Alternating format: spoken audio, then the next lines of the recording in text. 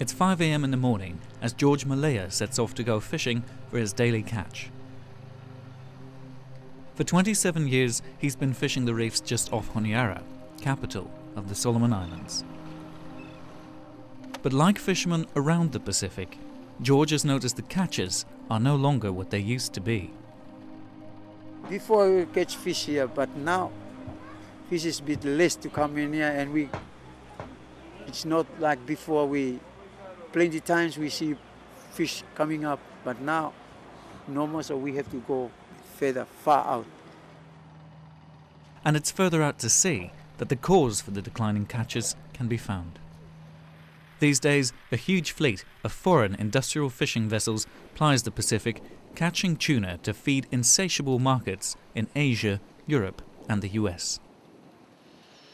The Pacific is among the world's last relatively healthy fishing grounds and provides over 50% of the global canned tuna. But in this $3 billion industry, most of the money is made outside of the region. Only 6% of the revenue flows back to Pacific Island countries in the form of access fees from fisheries agreements. But the Solomon Islands government intends to break this pattern and take control over the tuna in its own waters.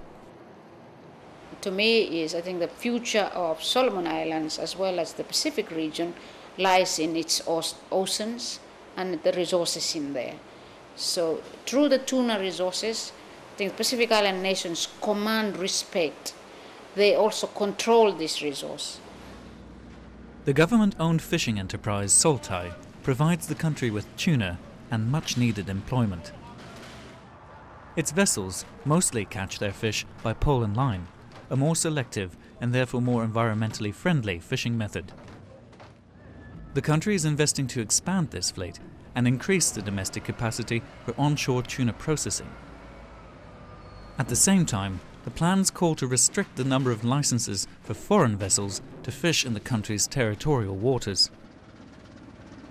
It's a bold and ambitious approach for a country which has always depended heavily on foreign aid and fisheries access fees and is currently negotiating trade agreements with partners such as the European Union.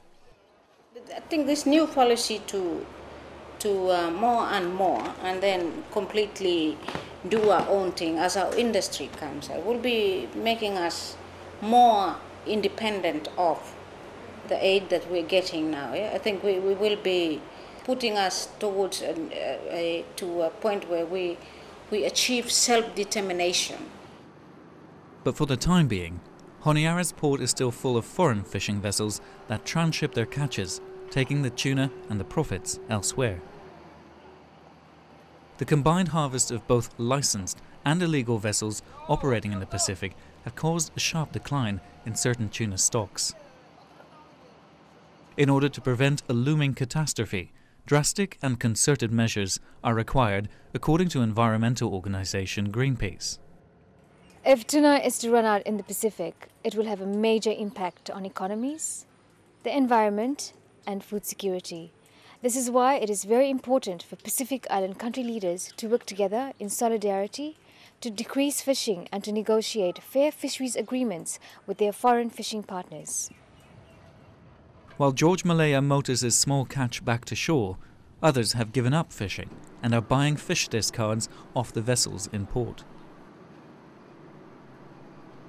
This October, regional politicians have a unique opportunity to address the impending tuna crisis at the Pacific Island Leaders Forum in Tonga. George's future and that of fishermen around the region depend on their decisions for a fair and sustainable management of tuna in the Pacific.